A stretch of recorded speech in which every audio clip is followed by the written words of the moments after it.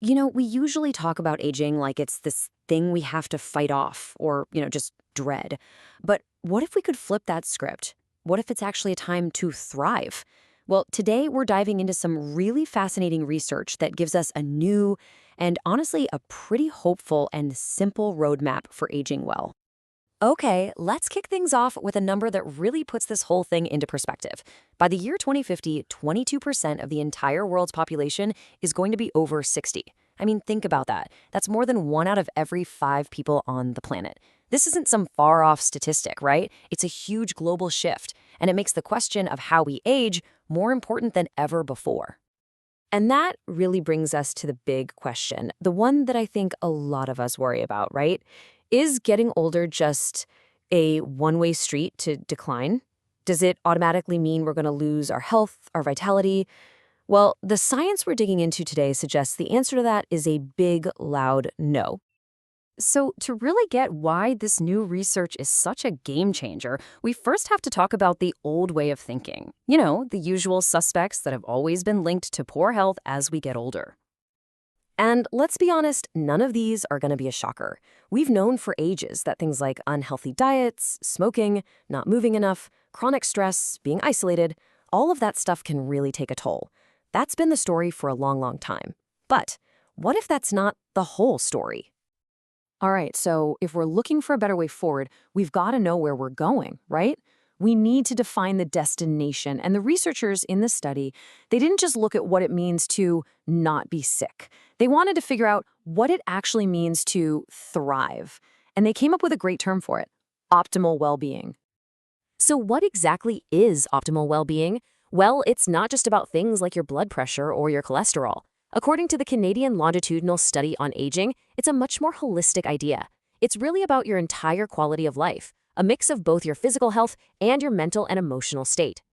And when you look at what makes it up, it's really comprehensive. We're talking about feeling socially connected, being happy, being satisfied with your life, and having the freedom to do the things you love to do, whether that's gardening or playing with your grandkids. And what's really important here, what I think is key, is that it even includes the idea of thriving even if you have a chronic condition. That makes this a super realistic and achievable goal for so many people. Okay, so we know the goal now. We know what we're aiming for. But here's the million-dollar question. If you've kind of lost that sense of well-being, can you actually get it back? And this, my friends, is where the research gets really, really exciting. So, check this out. Researchers followed more than 8,000 adults over 60 for 3 whole years. And here's the important part. Every single one of them started the study without that optimal well-being we just talked about. The whole point was to see who could get it back and how. What did they do?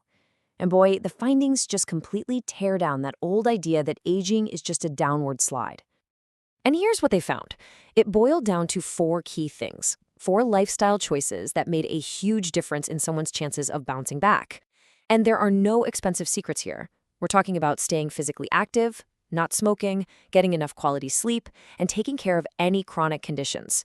And the best part, these are all things that are largely within our own control. I mean, this really gets to the heart of it. Just listen to what the lead researcher, Dr. Esme Filler-Thompson, said. This study offers hope. It shows that even after you've gone through some tough periods with your health, you can absolutely regain that well-being. The power to make things better is still in your hands, even after 60.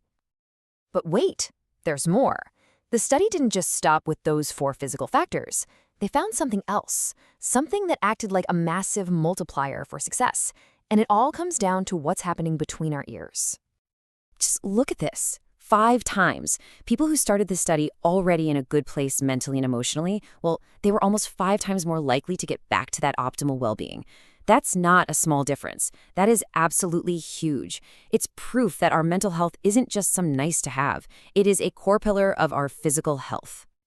And like Dr. Fuller-Thompson says, this isn't just some interesting factoid for a research paper. This has massive real-world implications. It just highlights how important it is to support our mental health, not just when we're older, but throughout our entire lives. It's one of the best investments we can make for our physical health later on. Okay, so let's put this all together. What's the actual roadmap here? How do we take all this great science and actually use it in our own lives, or maybe for the people we love? Let's break down the practical stuff. And this really drives the point home perfectly. Another expert who looked at the study, Dr. David Cutler, made a great point.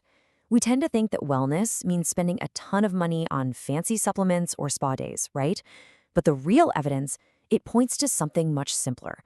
It points to the proven low-cost basics: good food, moving your body, staying connected with people, and just managing your health. And if you're looking for the main takeaway, Dr. Manisha Parulekar sums it up perfectly. This research is a powerful counterpunch to that gloomy, pessimistic story we always hear about aging. It totally reframes our later years, not as this inevitable decline, but as a time that can be full of recovery, resilience, and, yeah, even fulfillment. And if you need just one more piece of hopeful news to take with you, here it is. Nearly 1 in every 4 people who started this study in a tough spot managed to regain their optimal well-being. And they did it in just 3 years. That shows you that getting better isn't some rare fluke thing. It's a common, totally achievable reality. So, I'll leave you with this to think about. After everything we've just talked about, what's one small lifestyle change, just one thing, that you can make today that your future self will be grateful for? Thanks for tuning in.